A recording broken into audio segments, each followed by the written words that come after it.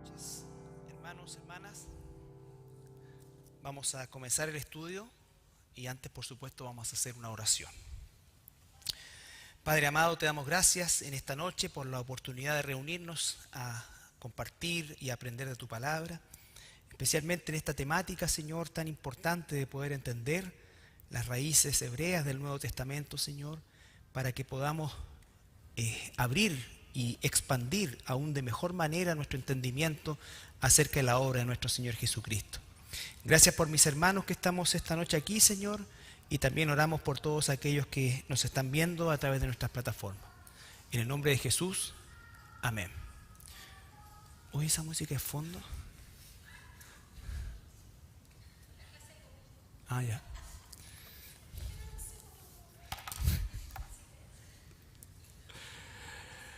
Ok. Bueno, nosotros comenzamos a estudiar hace un par de semanas ya todo lo que es la temática de las raíces hebreas del Nuevo Testamento. Y el propósito, se los recuerdo, es que nosotros podamos tener un mejor entendimiento y sacar un mejor provecho de la lectura del Nuevo Testamento, de toda la Biblia en general, pero específicamente del Nuevo Testamento, porque el Nuevo Testamento está absolutamente o íntimamente ligado con el Antiguo Testamento. De hecho, nosotros encontramos profecía en el Antiguo Testamento cumplida por nuestro Señor Jesucristo, pero encontramos la mayor cantidad de profecía no cumplida aún en nuestro tiempo. Entonces, entender el Antiguo Testamento significa realmente entender de dónde viene cada una de las cosas que hizo, que dijo Jesús y cada uno de los eventos que están relatados. Usted no va a poder entender nunca el libro del Apocalipsis a cabalidad y va a haber mucha interpretación privada, como la hay, ¿no es cierto?, si no tiene un conocimiento del libro de Daniel, del libro de Ezequiel, del libro de Jeremías, ¿no es cierto?, y muchos otros que encontramos porciones completas que nos ayudan a entender el libro del Apocalipsis, por ejemplo. ¿Ya? Entonces, dijimos que el propósito principal de toda la Escritura, por supuesto que apunta a la persona de nuestro Señor Jesucristo, su obra redentora y tanto el castigo como la bendición para aquellos que están con Él y la maldición para aquellos que están sin Él o le rechazan. Y para poder entender la venida de nuestro Señor Jesucristo, nosotros tenemos que partir por el concepto de simiente. Recuerdan ustedes Génesis 3:15, ¿no es cierto? Tu simiente será aplastada en este caso por Satanás, será aplastado por la simiente de la mujer, que es nuestro Señor Jesucristo, aunque la simiente de Satanás iba a lograr herir el calcañar de nuestro Señor Jesucristo. Entonces, a partir de eso surge en la persona de Abraham, un hombre que Dios traslada de la Mesopotamia hasta Canaán, le da una promesa triple, le dice que va a tener descendencia, un hombre que ya era anciano, con una mujer anciana también y estéril, le dice que va a tener un territorio, un hombre que vivió prácticamente gran parte de su vida como un nómade y que va a ser su Dios. Y algo que también era revolucionario en el pensamiento de Abraham y de la época, marcada por el politeísmo. ¿No es cierto? La introducción del concepto monoteísta es a través de Abraham, ¿ya? Entonces, esa promesa vemos que se va cumpliendo en relación al nacimiento de Isaac, con todo lo que significó eso, con el nacimiento de Ismael de por medio, pero Dios ya ha trazado una línea a través de la cual Él va, por decirlo de alguna manera, a traer la simiente de nuestro Señor Jesucristo. Y por supuesto que después va a abrirse esa bendición, como dice la misma promesa, tanto a Abraham, Isaac y Jacob, a todas las familias o a todas las naciones de la tierra. Entonces, estamos entendiendo eso como es el Génesis, porque Jesús no salió de la nada, ¿no es cierto? Jesús, aunque se encarna propiamente tal en María, trae un linaje de por medio, nace en circunstancias ya preestablecidas. Hay un plan de Dios que se va cumpliendo desde su nacimiento o desde su encarnación hasta su muerte y resurrección. Entonces, Abraham es el que inicia la línea a través de la cual vendrá el Mesías, pero obviamente no es hasta la persona de Jacob en que se constituye esa nación, ese pueblo, a través del cual vendría el Mesías. También es fundamental que nosotros entendamos el hecho de que estos patriarcas, como muchos de los personajes que aparecen en el Antiguo Testamento y en el Nuevo también, pero más en el Antiguo, porque los del Nuevo ya tenían el Antiguo, están viviendo una vida cuyo libreto no conocen. Ellos están viviendo y están desarrollando un plan que no conocen y que nosotros hoy día en retrospectiva lo conocemos perfectamente. Pero obviamente ellos lo están viviendo y están, entre comillas, escribiendo con su vida lo que va sucediendo en el Antiguo Testamento. Y llegamos, ¿no es cierto?, a la vida de Jacob que vimos la semana pasada, donde vemos que él se casa con Rebeca o Rivka en el hebreo, ¿no es cierto?, y tienen dos hijos, que son mellizos, no gemelos, mellizos, que nacen con características distintas, ¿no es cierto? El primero que sale es Esaú. Esaú significa peludo o velludo, y Jacob significa el que nace agarrado o aferrado. Eso es lo que significa inicialmente Jacob.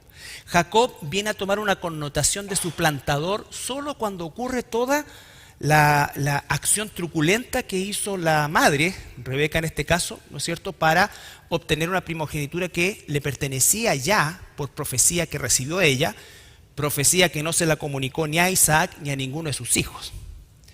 Entonces Esaú vendió una primogenitura que nunca le perteneció. Jacob compró una primogenitura que era de él, ¿ya? Y Rebeca guardó todo esto, ¿no es cierto?, en secreto. Hablamos acerca de la bendición de Jacob, todo el proceso del engaño, ¿no es cierto?, de la suplantación con ribete artístico, los pelos de la cabra, ¿no es cierto?, y una serie de otras cosas, las vestiduras, en fin. Recuerden que esas vestiduras eran vestiduras específicas, especiales y utilizadas por el primogénito, ¿ya?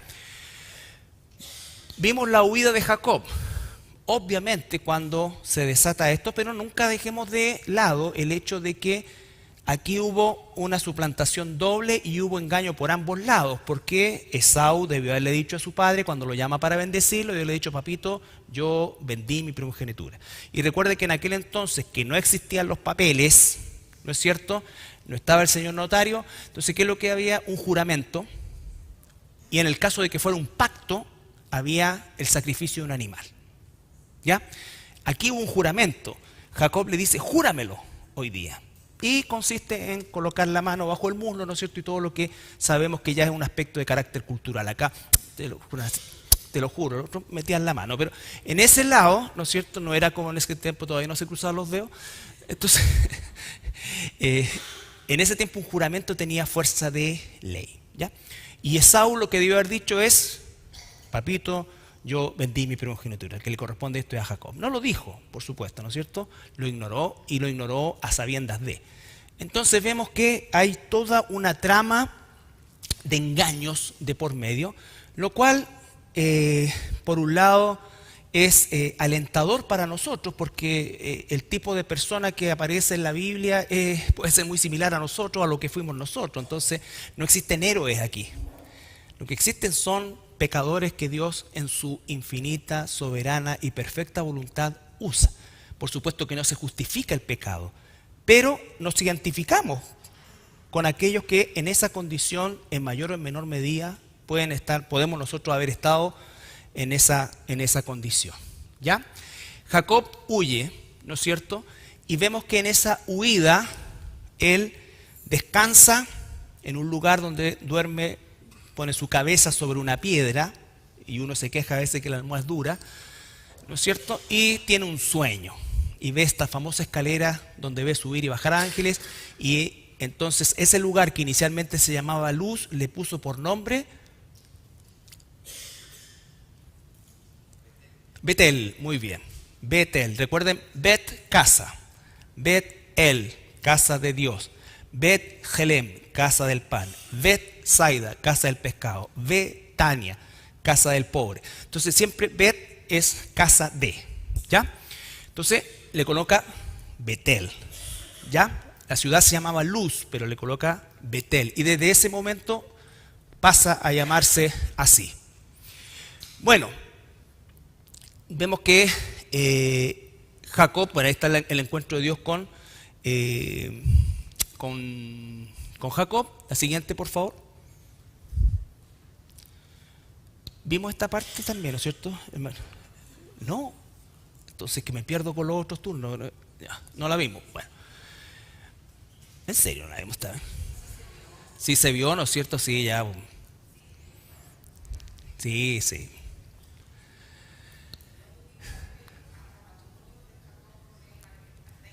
Ya. Bueno, Jacob se casa con... Bueno, Jacob, recuerden ustedes la historia. Recuerden que estamos tomando puntos de una historia muy larga, ¿no es cierto? Y queremos centrarnos nosotros en lo que va a llegar a ser en un momento determinado la sucesión o la primogenitura, ¿ya? Pero, obviamente, Jacob llega donde su tío Labán, y que en ese entonces vivían en Padam Aram, que es hoy día al norte de lo que es la ciudad de Damasco. Entonces, en Siria. Entonces, se enamora inmediatamente de de Raquel, ¿no es cierto? Se enamora de Raquel. Al punto, ¿recuerdan? No, pero antes de eso, lloró de alegría y le dio un beso al tiro. Sin decir aguabá, la besó inmediatamente y se enamora de ella. Y Labán, que era un tramposo también, ¿qué hace? Le dice, trabaja 7 años por Raquel. Y él trabaja 7 años y dice que se le hicieron súper poco, porque la amaba mucho, pero su tío le da a beber de su propia medicina a Jacob y le planta a Lea, ¿ya? Entonces, cuando él se da cuenta de esto, trabaja 7 años más, o sea, 14 años, y sale con 2 esposas con sus respectivas siervas.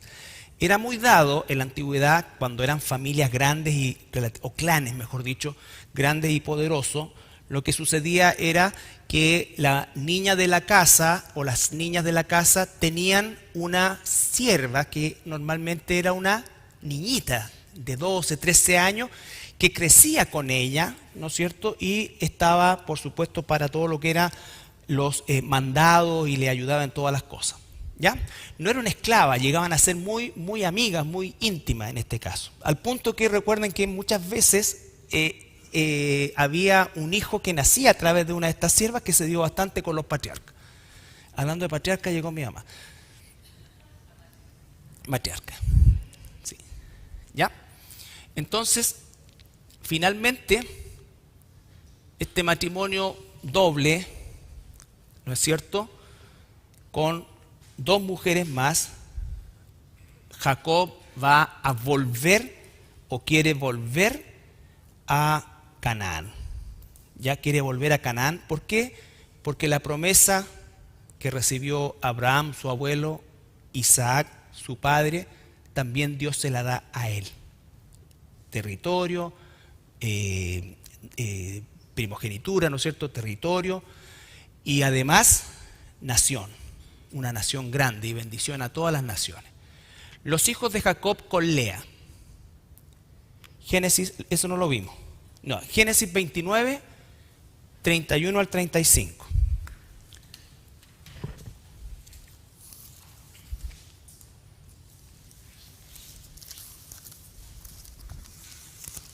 Y vio Jehová que Lea era menospreciada y le dio hijos, pero Raquel era estéril. Y concibió Lea y dio a luz un hijo y llamó su nombre Rubén, porque dijo, ha mirado Jehová mi aflicción, ahora por tanto me amará mi marido. Concibió otra vez y dio a luz un hijo y dijo, por cuanto oyó Jehová que yo era menospreciada, me ha dado también este, y llamó su nombre Simeón. Y concibió otra vez y dio a luz un hijo y dijo, ahora esta vez se unirá mi marido conmigo, porque le he dado a luz 3 hijos, Por tanto, llamó su nombre Leví. Concibió otra vez y dio a luz un hijo, y dijo: esta vez alabaré a Jehová. Por esto llamó su nombre Judá, y dejó de dar a luz. Ya. Entonces, los primeros 4 hijos de Jacob con su esposa legítima, Lea, son Rubén, Simeón, Judá el cuarto, Leví y Judá, ¿no es cierto? Pese a que no era la mujer que él amaba, ¿no es cierto? Dios le da a través de esta mujer 2 de los más importantes hijos, que fueron Leví, de donde viene el sacerdocio, y Judá, de donde va a venir el Mesías. Entonces la tribu más importante se la dio a Lea. ¿Ya? Sigamos. Hijos de Jacob con sus concubinas. Viendo Raquel que no daba hijos a Jacob, tuvo envidia de su hermana y decía a Jacob: dame hijos, o si no, me muero. Y Jacob se enojó contra Raquel y dijo: ¿soy yo acaso Dios que te impidió el fruto de tu vientre? Y ella dijo: he aquí mi sierva Bilha, llégate a ella y dará a luz sobre mis rodillas, y yo también tendré hijos de ella. Así le dio a Bilha su sierva por mujer, y Jacob se llegó a ella. Y concibió Bilha y dio a luz un hijo a Jacob. Dijo entonces Raquel: me juzgó Dios y también oyó mi voz y me dio un hijo. Por tanto llamó su nombre Dan. Concibió otra vez Bilha, la sierva de Raquel, y dio a luz un segundo hijo a Jacob. Y dijo Raquel: con luchas de Dios he contendido con mi hermana y he vencido. Y llamó su nombre Neftalí. Ya. Ustedes, por favor, comprométanse a leer todo esto. Ahí están los nombres de los hijos que va teniendo, primero con Lea, su esposa legítima, después con la concubina, o con la sierva, mejor dicho, perdón, de Raquel, porque veía que ya le había dado 4 hijos y ella no le daba ninguno. Entonces hacen lo que se establecía en ese entonces, tenerlo sobre sus rodillas, y era legalmente hijo, en este caso de Raquel, pero obviamente nacía de su sierva, ¿ya? Tuvo 2 hijos con esa sierva, después va a venir otra vez Lea y le va a dar 2 hijos más, y después la otra sierva le va a dar otros hijos, y vamos a llegar hasta el hijo número 11, que es muy relevante en el capítulo 30 ahí, pero el versículo 22. Bueno, también tuvieron una hija mujer que se llama Dina, versículo 21 al 24. Después dio a luz una hija y llamó su nombre Dina. Y se acordó Dios de Raquel, y le oyó Dios y le concedió hijos. Y concibió y dio a luz un hijo, y dijo: Dios ha quitado mi afrenta. Y llamó su nombre José, diciendo: añádame Jehová otro hijo. Ya. Entonces, vemos que el primer hijo legítimo, por así decirlo, no legítimo la palabra, porque el otro también lo era, sino que el primer hijo realmente nacido de la mujer que él amaba fue el número 11, que llamó José. ¿Ya? José. Entonces, va a darle otro hijo más, Raquel, que se va a llamar Benjamín. Pero ese hijo se lo va a dar, ¿no es cierto?, tiempo después, y cuando dé a luz a Benjamín, Raquel va a morir. De hecho, Raquel no está sepultada en la tumba de los patriarcas que les mostré hace un tiempo atrás, sino que está sepultada ahí Lea, ¿ya? Entonces, tenemos que Dios llama a Abraham. Abraham tuvo a Ismael primero, a Isaac después. Ismael queda fuera, Isaac en la línea. Isaac tiene 2 hijos, Esaú y Jacob. Jacob es la línea, y ahora Jacob va a tener 13 hijos, una mujer, pero esos 13 hijos, esos 12 varones van a formar la nación de Israel. La nación de Israel. Y ahí sí la extensión digamos, del plan de Dios va a abarcarlos a todos, ¿ya? Y ahí va a terminar la época que llamamos nosotros, o que la Biblia llama la época patriarcal, ¿ya? Cuando vuelve, o cuando quiere volver, mejor dicho, Jacob a Canaán, Jacob se encuentra en el norte, en Padán Aram, va a bajar hacia Canaán porque él quiere tomar la tierra de su padre, que su padre recibió, pero sabe que se va a encontrar con Esaú, ¿no es cierto? Han pasado más o menos 20 años en que no se han visto, no se han hablado, y por lo tanto Jacob supone que el odio de su hermano se multiplicó durante esos 20 años, ¿ya? Y tiene mucho temor. Entonces, vamos a ver que él va bajando, ¿ya? Y en un momento determinado, una noche, va a ocurrir esta escena, la famosa escena de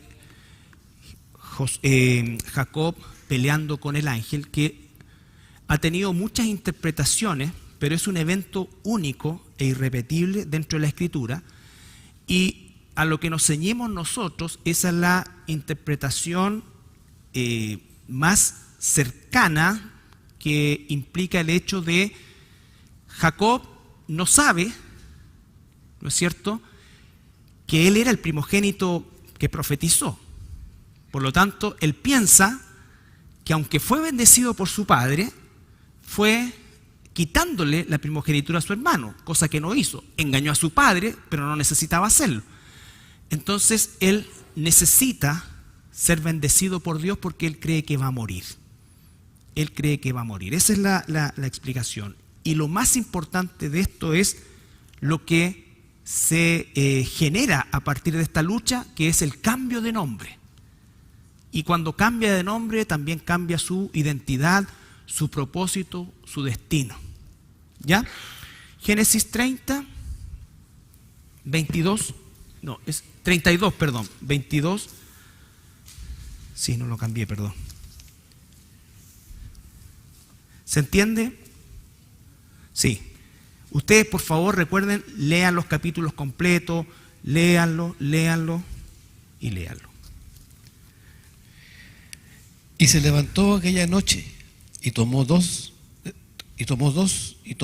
dos mujeres y sus dos siervas y sus 11 hijos y pasó el vado de Jacob. Es un arroyo.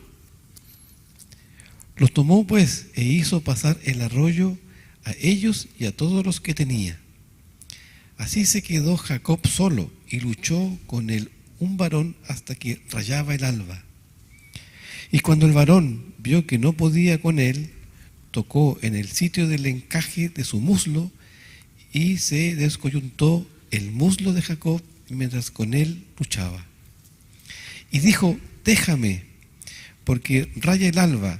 Y Jacob le respondió: no te dejaré si no me bendices. Y el varón le dijo: ¿cuál es tu nombre? Y él respondió: Jacob.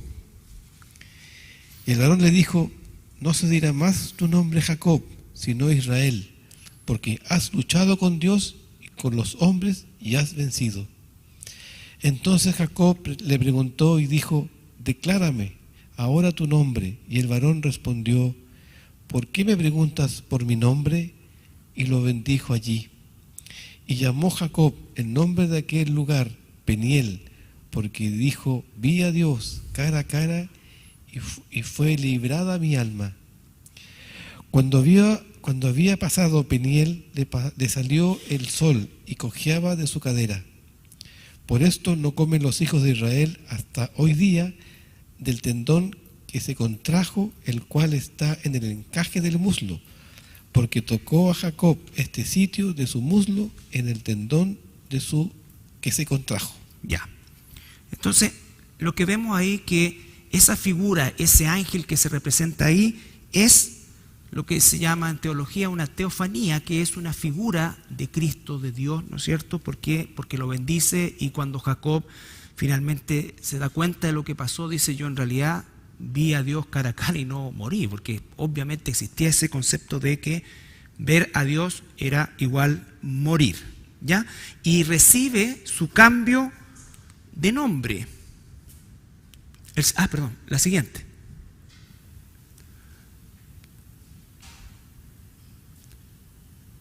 ¿Ya? Aquí está. Esta es más o menos la zona, ahí está Peniel, ¿no es cierto? Es una zona muy reducida donde ocurren todos estos eventos. Prácticamente Abraham, Isaac y Jacob se movieron en un radio bastante similar y muy pequeño. Un radio casi la mitad de lo que es el territorio de la tercera región, que es una región estrechita, ¿no es cierto? Eso fue donde ellos se terminaron moviendo, ¿ya? Pero lo que está diciendo es que efectivamente lo que está buscando Jacob es una validación de parte de Dios, porque él siempre, o le pesó la condición y la forma en que obtuvo la bendición de su padre, ¿ya?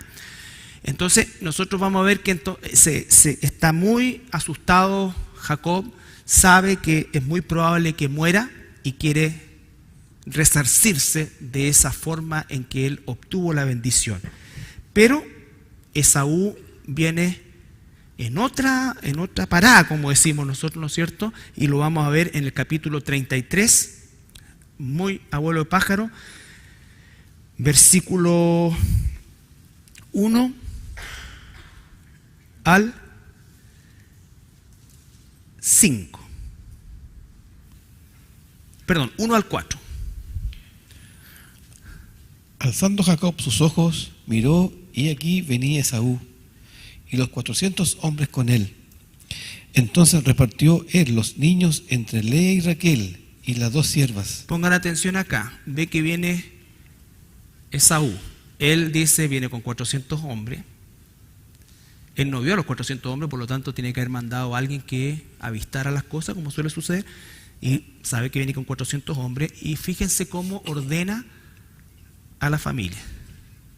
Y puso a las siervas y sus niños delante, luego a Lea y sus niños, y a Raquel y a José los últimos. ¿A quién era el que amaba él? Ella amaba a Raquel y José. Entonces colocó primero ya a la sierva y 2 cabros de esos de allá. Después la Lea y los otros cabros para allá.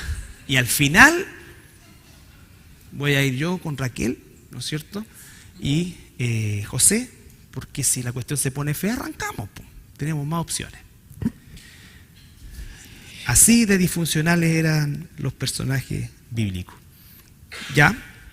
Y él pasó delante de ellos y se inclinó a tierra 7 veces hasta que llegó a su hermano. Pero Esaú corrió a su encuentro y le abrazó y se echó sobre su cuello y le besó, y lloraron. Y alzó sus ojos y vio a las mujeres y los niños y dijo: ¿quiénes son estos? Y él respondió: son los niños que Dios ha dado a tu siervo. Ya, hasta ahí quería llegar. Ustedes, vuelvo a insistir, lean completa la historia, pero ¿qué es lo que está sucediendo acá? ¿No es cierto? Jacob sabe que se va a encontrar, tiene temor, hace un ordenamiento para tratar de proteger lo máximo a Raquel y José, pero su hermano Esaú tiene otra actitud, lo abraza, lo besa, hay una reconciliación de parte de ellos. Pero en el versículo 5 dice: y alzó sus ojos y vio a las mujeres, Esaú, y los niños, y dijo: ¿quiénes son estos? Y él respondió: son los niños que Dios ha dado a tu siervo. Él se reconoce como siervo de Esaú. ¿Por qué?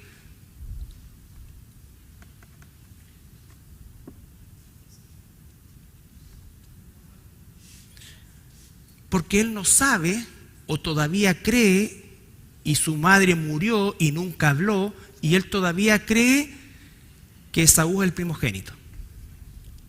¿Ya? Por eso también se inclina 7 veces, que es una señal de sumisión total, ¿no es cierto? 3 veces siempre se inclinan los judíos cuando terminan una oración, ya, cosa que hacen los musulmanes hoy día, pero 7 veces era una forma de admitir una sumisión total. ¿Ya? Entonces, ¿qué es lo que ocurre acá? Él no sabe, Esaú tampoco sabe, no sabemos qué pasó después, pero se reconcilian. ¿Ya? La siguiente. El antiguo nombre de Jacob aludía a intriga, engaño, comportamiento erróneo, mientras que el nuevo nombre Israel, en cambio, significaba el que lucha con Dios. La palabra es Yisrael. Ya, el verbo lesrot significa luchar, esforzarse o ejercer influencia, y el que es siempre Dios, Yisrael. ¿Ya?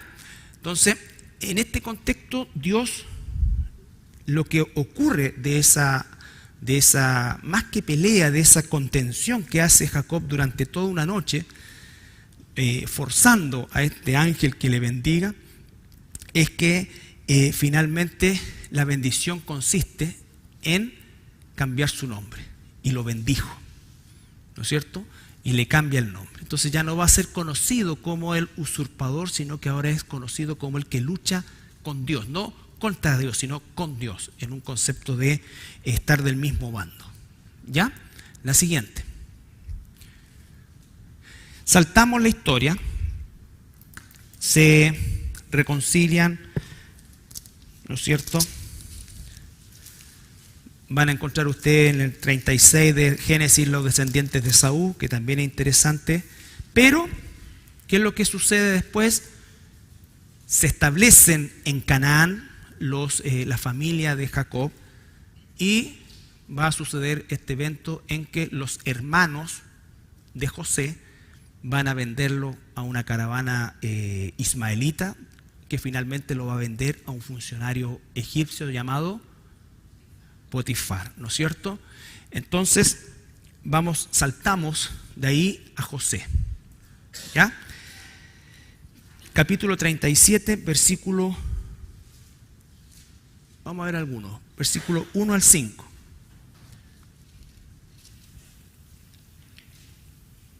Habitó Jacob en la tierra donde había morado su padre, en la tierra de Canaán. Esta es la historia de la familia de Jacob. José, siendo de edad de 17 años, apacentaba las ovejas con sus hermanos, y el joven estaba con los hijos de Bilha y con los hijos de Silpa, mujeres de su padre, e informaba José a su padre la mala fama de ellos. Llamaba a Israel a José más que a todos sus hijos, porque lo había tenido en su vejez, y le hizo una túnica de diversos colores. Y viendo a sus hermanos que su padre lo amaba más que a todos sus hermanos, le aborrecían y no podían hablarle pacíficamente. Y soñó José un sueño y lo contó a sus hermanos, y ellos llegaron a aborrecerle más todavía. Ya, ese sueño también es interesante que lo lean, porque también es importante, no es parte de lo que estamos viendo propiamente tal, o sea, todo es parte de todo, pero estamos tratando de seguir solamente la línea para llegar al concepto de la primogenitura. Pero vemos que a José le hace una túnica, y cuando dice ahí de colores todo, se está refiriendo a una vestidura que lo distinguía del resto de los hermanos como el primogénito.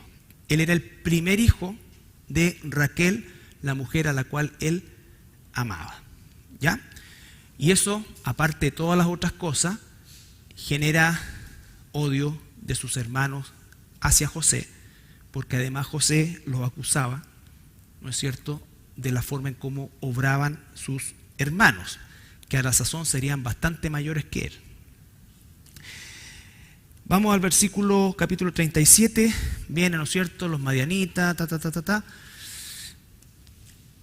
versículo 25, 24 al 27.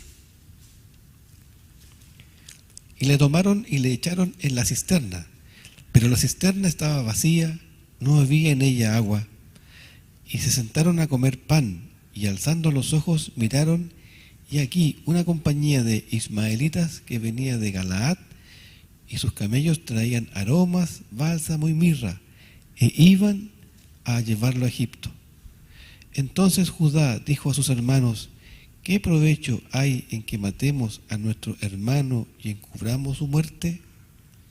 Venid y vendámosle a los ismaelitas, y no sea nuestra mano sobre él, porque él es nuestro hermano, nuestra propia carne, y sus hermanos convinieron con él. Ya, parece que hubiese sido como muy bueno Judá, pero en el fondo lo que dice es qué provecho hay que lo matemos, o sea, no ganamos nada con matarlo. En cambio, si lo vendemos, ganamos plata. Si lo vendemos a estos ismaelitas. ¿Ya? Entonces, ahí viene todo el periplo de José, entrando a Egipto, llega a la casa de Potifar, está haciendo un trabajo excelente porque Dios estaba con él, ¿no es cierto? Y lo que la pega que emprendía José, Dios la prosperaba, porque era un hombre íntegro a sus ojos. El primer problema fue que la esposa de Potifar le gustó porque dice que era de bello parecer, o sea, tú y yo estamos descalificados, ¿no? Sí, no, nosotros nos mandan a trabajar, ¿no? Entonces, y la señora en un momento de arrebato se le tira encima, bueno, y todo lo que ya sabemos, lo acusa de que trató de violarle, bla, bla, bla, y toda esta historia, va a dar a la cárcel, en la cárcel vuelve a resaltar, queda a cargo de todos los presos, ¿se acuerdan? Ahí está el panadero, el copero, y él le interpreta los sueños, todo eso que estoy diciendo, lo tienen que leer ustedes. Y llegamos al punto de que el faraón tiene un sueño, no hay nadie que se lo interprete, y ahí se acuerda el panadero, el copero. Le dice, ¿no es cierto? Hay un hombre que está ahí mora el Dios. Y lo traen, le interpreta el sueño, que es el famoso sueño de los 7 años de abundancia, los 7 años de pobreza, y ahí ya lo elevan como el segundo después de Faraón, o sea, el rango máximo. ¿Ok? José, gobernador de Egipto, Génesis 41.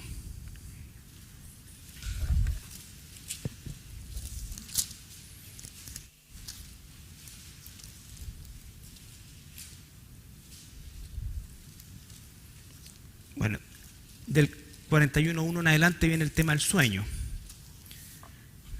Vamos al versículo 37. Bueno, después José ahí le da sin todavía recibir ningún tipo de, por así decir, de retribución, sino que le da a entender lo que debieran hacer a partir de esta revelación. El asunto pareció bien a Faraón y a sus siervos. Y dijo Faraón a sus siervos: ¿acaso hallaremos a otro hombre como este en quien esté el Espíritu de Dios? Y dijo Faraón a José: pues que Dios te ha hecho saber todo esto, no hay entendido ni sabio como tú. Tú estarás sobre mi casa, y por tu palabra se gobernará todo mi pueblo.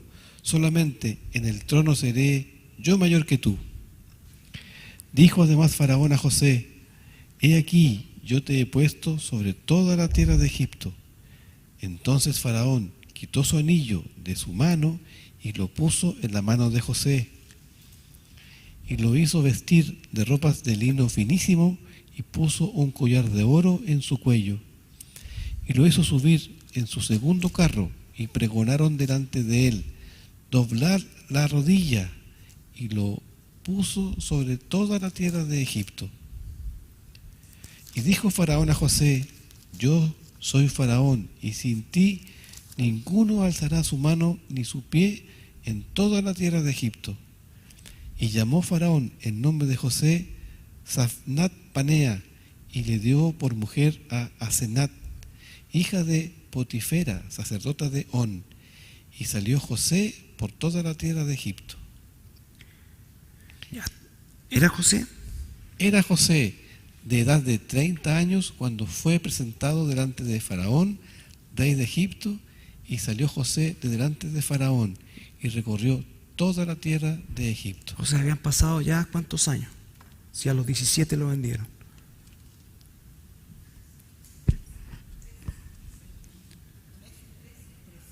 No sé, yo estudié algo con biología, no tengo idea.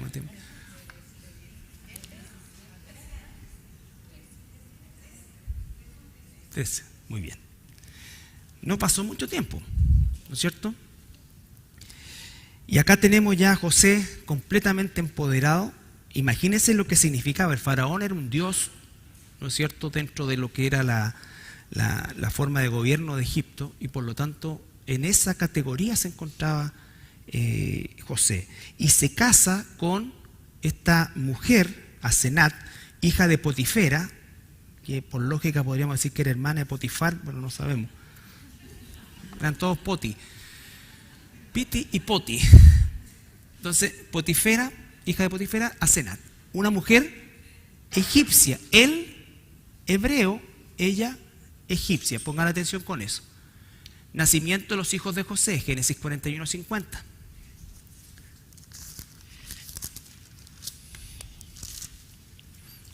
Y nacieron a José 2 hijos antes que viniese el primer año del hambre, los cuales le dio a luz a Asenat, hijo de Potifera, sacerdota de On. Y llamó José el nombre del primogénito Manasés, porque dijo: Dios me hizo olvidar todo mi trabajo y toda la casa de mi padre. Y llamó el nombre del segundo Efraín, porque dijo: Dios me hizo fructificar en la tierra de mi aflicción. Ya. Entonces, tiene estos 2 hijos que van a ser fundamentales dentro de lo que vamos a empezar a ver de aquí en adelante. ¿Ya? Estos 2 hijos son sangre hebrea, sangre egipcia, nacidos en Egipto, criados en Egipto, por lo tanto, egipciados, por decirlo de alguna manera, totalmente egipcios. Se veían como egipcios igual que José. Entonces esto va a ser sumamente importante cuando veamos ahora la siguiente, por favor. Después vamos a ver esta, pero la siguiente. No, devuélvete. Aquí va a venir en Génesis 48, saltamos, ¿no es cierto? Y vamos a ver qué sucede con estos 2 muchachos, con estos 2 niños. Jacob ya está viejito, va a morir. Anteriormente había profetizado sobre sus hijos, ¿ya? Pero primero vamos a ver qué pasa con estos 2 jóvenes, ¿ya? Con estos 2 jóvenes, hijos de José y una mujer egipcia. Sucedió después de estas cosas que dijeron a José: He aquí tu padre está enfermo. Y él tomó consigo a sus 2 hijos, Manasés y Efraín. Y se le hizo saber a Jacob, diciendo: He aquí tu hijo José viene a ti. Entonces se esforzó Israel y se sentó sobre la cama. Y dijo a José: El Dios omnipotente me apareció en luz en la tierra de Canaán y me bendijo. Y me dijo: He aquí yo te haré crecer y te multiplicaré y te pondré por estirpe de naciones y daré esta tierra a tu descendencia después de ti por heredad perpetua. Pausa. Ahí está entonces diciéndole Jacob a José la promesa, ¿no es cierto? Recuerden, se le apareció en la ciudad de Luz, que después él la nombró Betel, ¿no es cierto? He aquí, el 4 de nuevo, he aquí, yo te haré crecer, te multiplicaré y te pondré por estirpe de naciones, no una nación. Todavía no se formaba ni Israel, pero ya lo está colocando sobre naciones. Y daré esa tierra a tu descendencia después de ti por heredad perpetua. Heredad perpetua. Eso es una herencia perpetua que le pertenece a los hijos de Jacob. ¿Ya? Dale. Y ahora tus 2 hijos, Efraín y Manasés, que te nacieron en la tierra de Egipto, antes que viniese a ti a la tierra de Egipto, míos son, como Rubén y Simeón serán míos. Pausa. Aquí va a empezar algo. Los 2 hijos tuyos, José, Efraín y Manasés, aunque era al revés, Manasés y Efraín, si los hubiese nombrado en el orden de primogenitura, son míos, es decir, no van a ser mis nietos, los voy a adoptar como hijos. Y empezamos a entender un poco de dónde aparece el concepto de adoptar y por qué después en Romanos Pablo va a decir que nosotros los gentiles somos adoptados, ¿no es cierto? Y somos injertados. ¿De dónde viene esto? Aquí empieza a aclararse un poco la razón de esto, de Efraín. ¿Recuerden qué significa Efraín? Fructífero, mucho. Y le dijo naciones y todo. Y los que después de ellos has engendrado serán tuyos. Por el nombre de sus hermanos serán llamados en sus heredades. Pausa. ¿Por qué Rubén y Simeón fueron desechados? Rubén y Simeón eran hijos de Lea. Muy bien. ¿No es cierto? Eran hijos de Lea. ¿Por qué los desechó? Lean la historia más atrás. Rubén se involucró sexualmente con una de las concubinas o con una de las siervas de Jacob y quedó desechado. Y Simeón quedó desechado porque junto con Rubén, ¿se acuerdan que los sinquinitas, cuánto eran? Bueno, ellos se llegaron, su hermana Dina fue violada por un grupo de personas, X, ¿no es cierto? Y estos en venganza van y le dicen, mira, vengo en nombre de Jacob y queremos hacer un pacto con ustedes, pero se tienen que circuncidar. Entonces se circuncidaron todos, volvieron al día siguiente y los mataron a todos. ¿Ya? Entonces quedaron fuera de esto. Y entonces dice, voy a ir ahora al primogénito de Raquel, pero no a él, a sus hijos. ¿Por qué? Porque van a reemplazar lo que le correspondía a Rubén y a Simeón. Porque cuando yo venía de Padán Aram, se me murió Raquel en la tierra de Canaán, en el camino como media legua de tierra viniendo a Efrata, y la sepulté allí en el camino de Efrata, que es Belén. Raquel, cuando tuvo a Benjamín, muere en el parto, ¿ya? Y no la entierra en la cueva de Macpela, donde estaban sus antepasados, su abuelo y su padre, y su abuela y su madre, sino que lo hace ahí. Por eso es que en la tumba de los patriarcas está Lea. Ya voy por... Y vio Israel los hijos de José, y dijo, ¿quiénes son estos? Y respondió José a su padre, son mis hijos, que Dios me ha dado aquí. Y él dijo, acércalos ahora a mí, y los bendeciré. Y los ojos de Israel estaban tan agravados por la vejez, que no podía ver. Les hizo pues acercarse a él, y él les besó y les abrazó. Y dijo Israel a José, no pensaba yo ver tu rostro, y aquí Dios me ha hecho ver también a tu descendencia. Entonces José lo sacó de entre sus rodillas y se inclinó a tierra. O sea, eran chiquitos, 6, 7 años. Y los tomó José a ambos, Efraín a su derecha y a la izquierda de Israel, y Manasés a su izquierda, a la derecha de Israel. Los colocó por orden, ¿no es cierto?, de mayoría. Manasés calzaba con la mano derecha y Efraín con la izquierda. Y los acercó a él. Entonces Israel extendió su mano derecha y la puso sobre la cabeza de Efraín, que era el menor, y su mano izquierda sobre la cabeza de Manasés, colocando así sus manos adrede, aunque Manasés era el primogénito. ¿Qué es lo que ocurre ahí? Algo maravilloso, que obviamente Jacob no entendió, pero Dios le dio, ¿no es cierto?, el impulso de hacer esto, ¿no es cierto? Entonces, Efraín y Manasés. Voy a bendecir al segundo, no al primero. Igual que pasó con Isaac, igual que pasó con Jacob.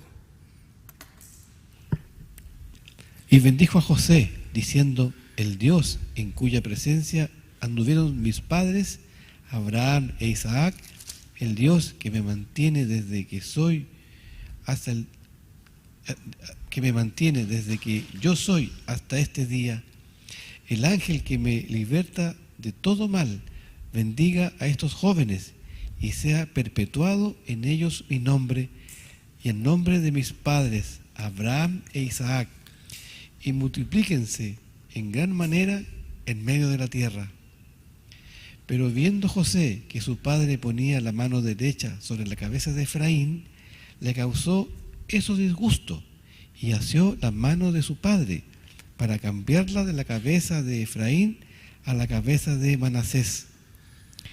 Y dijo José a su padre: no así, padre mío, porque este es el primogénito, pon tu mano derecha sobre su cabeza. Mas su padre no quiso y dijo: lo sé, hijo mío, lo sé. También él vendrá a ser pueblo y será también engrandecido, pero su hermano menor será más grande que él, y su descendencia formará multitud de naciones. Pausa. ¿Quién formará multitud de naciones? Efraín. La primogenitura, que lo vamos a ver la próxima semana, consistía en el nombre del patriarca, que en ese caso sería Israel, o sea, Efraín de ahí en adelante iba a ser conocido también como Israel, ¿no es cierto? Territorio y doble porción. ¿Ya? Entonces lo está haciendo con Efraín y dice que va a ser multitud de naciones. No está hablando nunca de un solo pueblo, multitud de naciones, que la palabra es Melohagoim. La palabra Goim significa sin pacto, o sea que va a haber multitud de gente que no estaba en el pacto que va a ser bendecida también. ¿Y quiénes son esos? Nosotros. Por eso es que la conclusión a la que lleguemos al final del estudio, entre otras cosas, va a ser que somos un solo pueblo para Dios. Entonces, eso es fundamental porque lo hace con una cruz. Los gentiles en Efraín, ¿no es cierto?, serán bendecidos todos ellos. La multitud de naciones será bendecida a través de Efraín. ¿Ya? Entonces, ¿quién va a ser Efraín después? Eso también lo vamos a tener que saber. ¿Cómo es que esas tribus son las que se conocen, las tribus perdidas de la casa de Israel? ¿No es cierto? Entonces, eso es lo que le va a dar cuerpo al concepto, ¿no es cierto?, de lo que va a venir a ser Jesús cuando dice: yo vengo a las ovejas perdidas de la casa de Israel, de Efraín. ¿Ya? Por eso es que nosotros somos adoptados. Por eso es que el hijo pródigo, el que se quedó en la casa, es Judá, y el que se fue es Efraín. Efraín que se mezcla con el mundo. Por eso cuando vuelve el Padre hace fiesta, y es lo mismo que dice el Señor, que hay fiesta en el cielo cuando un hijo del vuelve. ¿Ya? Entonces todos esos conceptos que son neotestamentarios los vamos a entender a la perfección, de dónde vienen, cuál es su raíz y efectivamente cuál es su cumplimiento y cómo es que se está cumpliendo eso. ¿Ya? Y los bendijo aquel día diciendo: en ti bendecirá a Israel, diciendo: hágate Dios como a Efraín y como a Manasés. Y puso a Efraín antes de Manasés. Y dijo Israel a José: he aquí yo muero, pero Dios estará con vosotros y os hará volver a la tierra de vuestros padres. Y yo te he dado a ti una parte más que a tus hermanos, la cual tomé yo de mano del amorreo con mi espada y con mi arco. Le está dando doble porción ahí. Recuerden ustedes que no va a ser José, sino que va a ser Efraín y Manasés. Y van a heredar un territorio cada uno. Entonces eso va a ser parte de la doble porción. Ok. Bien.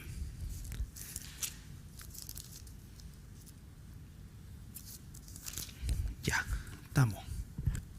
¿Se entiende? Ya, estamos entrando entonces ya a tierra más derecha, porque después nos vamos a pegar un salto con Moisés, Josué, los jueces, y vamos a llegar al reino.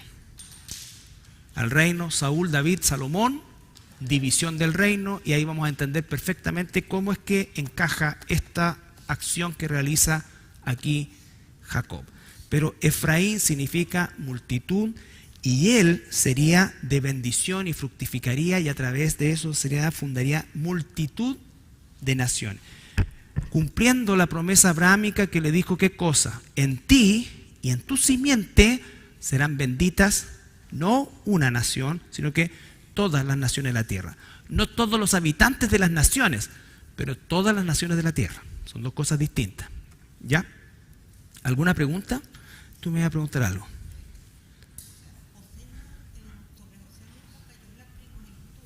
No. O sea,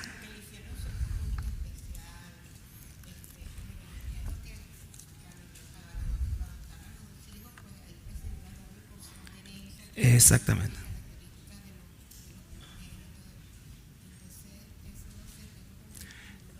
Se resolverá la próxima semana.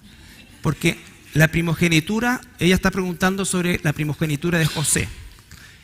La primogenitura, Jacob la va a dividir entre los hijos de José, ¿no es cierto? Efraín, Manasés, pero específicamente Efraín, y el cuarto hijo de Lea, que es Judá.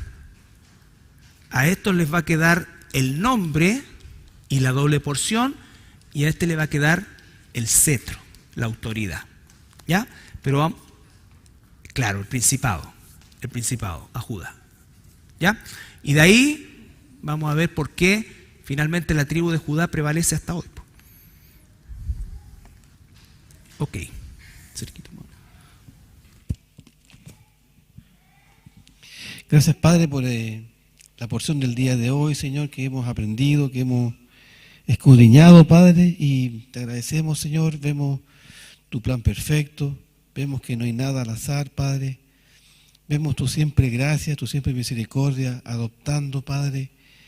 Y te agradecemos porque eso que ocurrió ahí, Señor, en el Génesis, lo podemos también ver el día de hoy, Señor, haciendo tu obra en cada uno de nosotros, tus hijos, por pura gracia, por pura misericordia, adoptándonos sin que merezcamos nada, Padre, y haciendo tu obra en cada uno de nosotros, en tu gracia, en tu infinito perdón.